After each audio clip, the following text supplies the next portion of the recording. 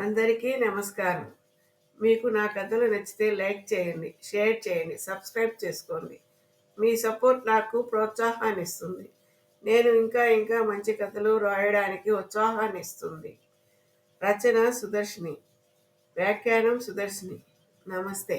కథ పేరు పసిడి పసి మనసులు. పచ్చని పట్టు తివాచి పరిచినట్లు వరి పైరు సన్నని గాలికి వయ్యారంగా ఊగుతున్నది.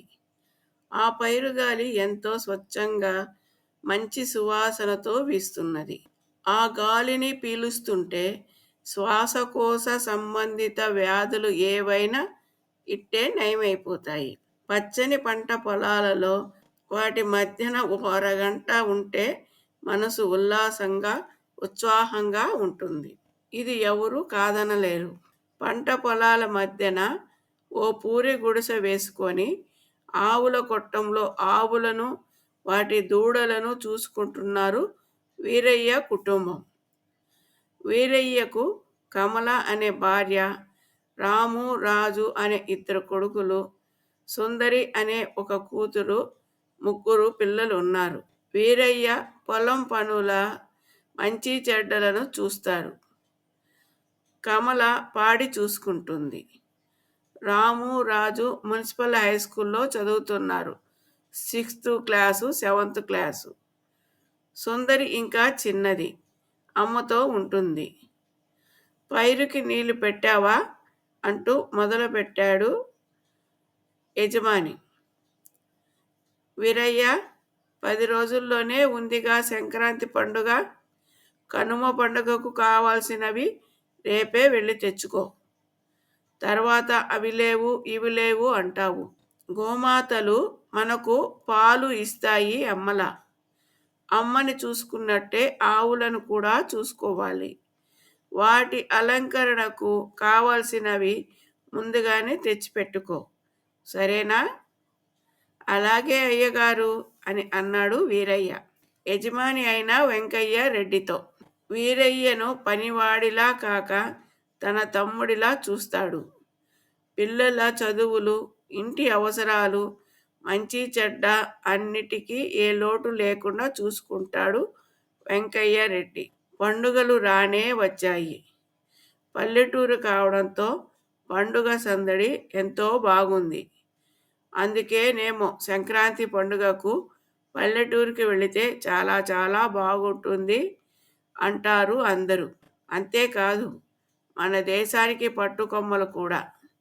ప్రతి జీవికి అన్ని రకాలుగా ఆధారభూతమైనది మన పల్లెలు. వీటిని ఎంతో ప్రేమతో, ప్రీతితో, ఇంకా చెప్పాలంటే భయభక్తులతో చూసుకుంటేనే మనకు భవిష్యత్తు ఉంటుంది. లేదా అన్నం కూరగాయల బదులు మందులు వాడాల్సి వస్తుంది భవిష్యత్తులో. కమల, గోమాతలకు బొట్టు పెట్టు, అలంకరించి దేవాలయం వరకు తీసుకువెళ్ళి వస్తాను. అలానే యజమాని ఇంటి వరకు కూడా తీసుకెళ్ళాలి అన్నాడు వీరయ్య. సరే అయ్యా అంటూ కమల వచ్చింది. గోమాతలను చక్కగా అలంకరించారు ఇద్దరు భార్యాభర్తలు. పిల్లలు కూడా వచ్చి మేము దూడలకు అలంకరిస్తాము అన్నారు. దూడలకు అవసరం లేదు అంటే, లేదమ్మా, వాటికి కూడా ఆశ ఉంటుందిగా, అందుకే వాటిని మేము తయారు చేస్తాము. దూడలు, లేగ దూడలు పిల్లలతో బాగా స్నేహంగా ఉంటాయి. వీరి పసి మనసుల్లో వీరి స్నేహితులు కూడా బాగుండాలని ఆశతో గోమాతలను మీరు తయారు చేయండి అన్నారు పిల్లలు ప్రతిమాలుతూ.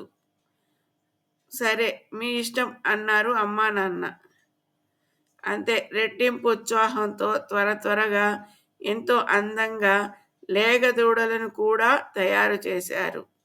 అవి తయారై వాటి అమ్మ దగ్గరకు పరుగులు తీశాయి. అలా వాటిని చూస్తుంటే ఎంతో అందంగా ఉంది ఆ దృశ్యం. ఇది నిజమేనా, ఎంత బాగుంది అని అనిపించింది. ఏదో తెలియని సంతోషం ఆ మూగజీవులలో కూడా కనిపించింది. దేవాలయానికి వెళితే, అరెరే, చాలా బాగుందయ్యా అన్నారు పూజారి. మా పిల్లలు చేశారయ్య గారు అన్నాడు వీరయ్య. బేషుగ్గా ఉంది పిల్లల తెలివితేటలు అంటూ ప్రసాదమిచ్చారు పూజారి గారు. ఊరిలోకి వస్తుంటే అందరూ వచ్చి చూస్తున్నారు. ఇదేమిటే, మన ఆవులను వాటి దూడలను మనకంటే ఎక్కువగా అలంకరించి అందంగా తయారు చేశాము, కానీ ఇవి భలే బాగున్నాయి, భలే భలే అంటూ నోరు వెళ్ళబెట్టారు కొందరు. ఆవులను అలంకరించడం మామూలే, కానీ ఇప్పుడు వాటి దూడలను కూడా అందంగా చూస్తుంటే అద్భుతంగా అనిపిస్తుంది. అందుకే అందరికీ బాగా నచ్చింది.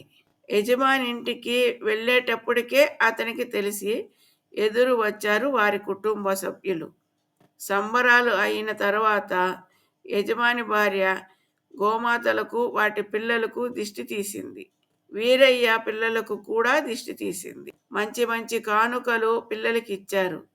అందరూ చాలా సంతోషంగా గడిపారు పండుగ నాడు. మనకు ఎన్నో విధాలుగా జీవనోపాధి కల్పించడమే కాకుండా అమ్మలా ఆదుకుంటుంది గోమాత. ఆ తల్లికి ఎంత చేసినా తక్కువే. శుభం లాభం.